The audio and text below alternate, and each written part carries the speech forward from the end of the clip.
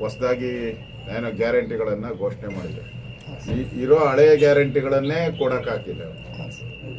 2,000 ರೂಪಾಯಿ ಕೊಡ್ತೀನಿ ಅಂತ ಹೇಳಿ 2 ತಿಂಗಳು ಮೋಸ ಮಾಡಿದ್ದಾರೆ. 5,000 ಕೋಟಿ ಕೊಡಬೇಕು. ಅನ್ನಭಾಗ್ಯ ಹೆಸರಲ್ಲಿ 700 ಕೋಟಿ ಇನ್ನೂ ಪೆಂಡಿಂಗ್ ಇದೆ. ಮತ್ತು ರೇಷನ್ ಕಾರ್ಡ್ಗಳನ್ನು ರದ್ದು ಮಾಡ್ತಾ ಇದ್ದಾರೆ. ಇಡೀ ರಾಜ್ಯದಲ್ಲಿ ರೇಷನ್ ಕಾರ್ಡ್ಗಳನ್ನು ರದ್ದು ಮಾಡ್ತಾ ಇದ್ದಾರೆ. ಇವೆಲ್ಲ ನೋಡಿದ್ರೆ ಮುಂದಿನ ದಿನಗಳಲ್ಲಿ ಈ ಸರ್ಕಾರ ಈ ಗ್ಯಾರಂಟಿಗೆ ನಾಮ ಹಾಕುವಂಥ ಸರ್ಕಾರ ಇದೆ. ಇವತ್ತು ರಾಜ್ಯದ ಆರ್ಥಿಕ ಪರಿಸ್ಥಿತಿಯೂ ಸಹ ಸಾಲದ ಮೇಲೆ ನಡೀತಾ ಇದೆ. ಪ್ರತಿ ಸಂಬಳ ಕೊಡಬೇಕಾದ್ರೂ ಕೂಡ ಕರ್ನಾಟಕ ಸರ್ಕಾರ ಬ್ಯಾಂಕಲ್ಲಿ ಸಾಲ ತಗೊಂಡು ಸಂಬಳ ಕೊಡುವಂಥ ಪರಿಸ್ಥಿತಿಗೆ ಬಂದುಬಿಟ್ಟಿದೆ. ಅದರಿಂದ ಹೊಸದಾಗಿ ಏನು ಗ್ಯಾರಂಟಿ ಕೊಟ್ಟಿದ್ದಾರೆ, ಇದು ಬೋಗಸ್ ಗ್ಯಾರಂಟಿ. ಇದರಿಂದ ರಾಜ್ಯದ ಜನತೆಗೆ ಏನು ಉಪಯೋಗ ಆಗಲ್ಲ ಅನಿಸುತ್ತೆ. ನನಗನ್ಸುತ್ತೆ ಸಿದ್ದರಾಮಯ್ಯ ಮತ್ತು DK ಶಿವಕುಮಾರ್ ಯಾವತ್ತೂ ಒಂದಾಗದೇ ಇರೋವಂಥ ಜೋಡಿಗಳು. ಅಧಿಕಾರ ಇದ್ದಾಗ 3 ವರ್ಷ ದಿನ ಕಿತ್ತಾಟ ಇತ್ತು DK ಶಿವಕುಮಾರ್ ಮತ್ತು ಸಿದ್ದರಾಮಯ್ಯನವ್ರದ್ದು. ಪ್ರತಿದಿನ ಮಾಧ್ಯಮದಲ್ಲಿ ಇವ್ರ ಕಿತ್ತಾಟನೇ ಬರ್ತಾಯಿತ್ತು. ಇದಾದ್ಮೇಲೆ ಒಂದು ಸಿದ್ದರಾಮಯ್ಯನ ಕಿತ್ತಾಟ ಶುರುವಾಯ್ತು. ಇಷ್ಟು ದಿನ DK ಕಿತ್ತಾಟ ಇತ್ತು, ಇನ್ಮೇಲೆ ಸಿದ್ದರಾಮಯ್ಯನವರ ಕಿತ್ತಾಟ ಶುರುವಾಯ್ತು. ಅಂದರೆ ಈ ಸರ್ಕಾರ ಇನ್ನು 1.5 ವರ್ಷದಲ್ಲಿ ಏನು ಸಾಧನೆ ಮಾಡೋಕ್ಕಾಗಲ್ಲ. ರಾಜ್ಯದ ಆರ್ಥಿಕ ಪರಿಸ್ಥಿತಿಯನ್ನು ಅಧೋಗತಿಗೆ ಇಳಿಸ್ತಾ ಇದ್ದಾರೆ. ಮತ್ತು ಬೆಲೆ ಏರಿಕೆ ಅನ್ನೋದು ಇನ್ಮೇಲೆ ದಿನನಿತ್ಯದ ವಸ್ತುವಾಗುತ್ತೆ. ಈ ಸರ್ಕಾರ ಬೆಲೆ ಏರಿಕೆ ಮಾಡಿ ರಾಜ್ಯದ ಜನಗಳ ಮೇಲೆ ತೆರಿಗೆ ಹೊರೆಯನ್ನು ಹಾಕುವಂಥದ್ದು ಹೊರಟಿದೆ. ಸುಮಾರು 10,000 ಕೋಟಿ ಬೇಕಾಗುತ್ತೆ. ಎಲ್ಲಿಂದ ಬರ್ತೈತೆ? ಇವಾಗಿರೋದು ಬಡ್ಜೆಟಲ್ಲಿ ಸಾಲದಲ್ಲಿದ್ದೀರಿ.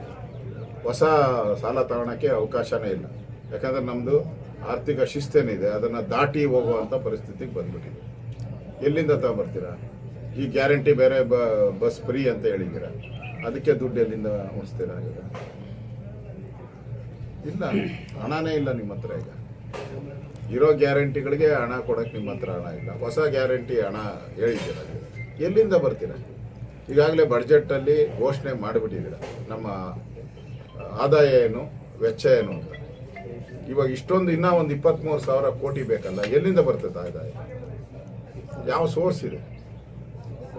ಮತ್ತು ಜನಗಳ ಮೇಲೆ ಇನ್ನು ತೆರಿಗೆ ಹಾಕಿದ್ರೆ ಜನ ಕೈಗೆ ದೊಣ್ಣೆ ತಗೊಂಡು ಹೊಡೆಯೋ ಸ್ಟೇಜಿಗೆ ಬರ್ತಾರೆ. ಅದರಿಂದ ಈ ಘೋಷಣೆ ಏನು ಮಾಡಿದ್ದಾರೆ ಈಗ, ಇವೆಲ್ಲ ಬೋಗಸ್ ಅಂತ ನಾನು ಅನಿಸ್ತೇನೆ. ಅಲ್ಲ, 9 ತಿಂಗಳಿದ್ರೇ ಹೆಚ್ಚು. 9 ತಿಂಗಳೇ ಜಾಸ್ತಿ ಅವ್ರಿಗೆ. ಅದೇ ಜ್ಯೋತಿಷಿ ಹೇಳಿದ್ದಾನೆ, ಅದು 9 ಅಂತ ಹೇಳಿದ್ದಾನೆ.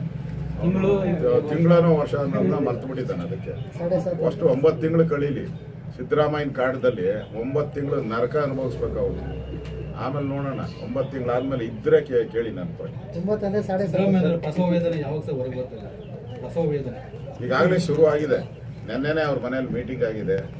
ಎಲ್ಲ ಸಿದ್ದರಾಮಯ್ಯನವ್ರ ಬೆಂಬಲಿಗರೆಲ್ಲ ಸಭೆ ಮಾಡಿದ್ದಾರೆ. ನನಗಿರುವಂಥ ಮಾಹಿತಿ, ಸಭೆ ಮಾಡಿ ಮುಂದೆ ಏನೇನು ತೀರ್ಮಾನಗಳು ಮಾಡಬೇಕು. ಪಾರ್ಟಿಯಲ್ಲಿ ಸಿದ್ದರಾಮಯ್ಯ, ನಾನು ಈ ಸರ್ಕಾರವನ್ನು ತಂದಿದ್ದು, ನನ್ನ ಹೆಸರಲ್ಲಿ ಸರ್ಕಾರ ಬಂದಿರೋದು, ನನಗೋಸ್ಕರ ಜನ ವೋಟ್ ಮಾಡಿರೋದು ಕಾಂಗ್ರೆಸ್ಗೆ. ಅದರಿಂದ ಇವ್ರು ಯಾರೋ ಬಂದು ಕೂತ್ಕೊಂಡು ನಮ್ಮ ಮೇಲೆ ದಬ್ಬಾಳಿಕೆ ಮಾಡಿದ್ರೆ ಬಿಡಬಾರ್ದು ಅಂತ ನನ್ನ ತೀರ್ಮಾನ ಆಗಿದೆ ಸಿದ್ದರಾಮಯ್ಯನವರ ಮೀಟಿಂಗಲ್ಲಿ. ನೋಡೋಣ ಮುಂದೆ ಏನಾಗ್ತದೆ. ಯೋಚನೆ ಮಾಡಿ ತಂದಿದ್ದಾರೆ. ಅವ್ರ ಬಡ್ಜೆಟ್ ಹಣ ಹೊಂದಿಸ್ಕೊಳಕ್ಕೆ ಎಲ್ಲೆಲ್ಲಿ ಅವಕಾಶ ಇದೆ ಅದನ್ನು ನೋಡಿ ತಂದಿದ್ದಾರೆ. ನಮ್ಮ ಕರ್ನಾಟಕದಲ್ಲಿ ತಂದಿದ್ದದು ಅವೈಜ್ಞಾನಿಕವಾಗಿ ತಂದಿದ್ದಾರೆ. ನಾವೇನು ಬಡ್ಜೆಟ್ ವಿರೋಧಿಗಳಲ್ಲ, ಗ್ಯಾರಂಟಿ ವಿರೋಧಿಗಳಲ್ಲ. ಈಗ ನರೇಂದ್ರ ಮೋದಿಯವರು ರೈತರಿಗೆ 6,000 ರೂಪಾಯಿ ಆಗ್ತಾ ಇದ್ದಾರೆ ಪ್ರತಿ ವರ್ಷ. ನಾವೇನು ಗ್ಯಾರಂಟಿ ಅಂತ ಹೇಳಿದ್ರ? ಯಡಿಯೂರಪ್ಪನವ್ರು ಸೈಕಲ್ ಕೊಟ್ಟರು, ನಾವೇನು ಗ್ಯಾರಂಟಿ ಅಂತ ಹೇಳಿದ್ರ? ಯಡಿಯೂರಪ್ಪನವ್ರು ಭಾಗ್ಯದ ಲಕ್ಷ್ಮಿ ಯೋಜನೆ ಮಾಡಿದ್ರು, 1 ಲಕ್ಷ ರೂಪಾಯಿ ಬಡ ಹೆಣ್ಣು ಮಕ್ಕಳಿಗೆ ಕೊಟ್ಟರು, ನಾವೇನು ಗ್ಯಾರಂಟಿ ಅಂತ ಹೇಳಿದ್ರ? ನಾವು ಯೋಚನೆ ಮಾಡಿ ತಂದಿದ್ರಿ ನಾವು. ಅದಕ್ಕೆ ನಮಗೆ ಬಡ್ಜೆಟಲ್ಲಿ ಯಾವತ್ತೂ ಕೊರತೆ ಬರಲೇ ಇಲ್ಲ.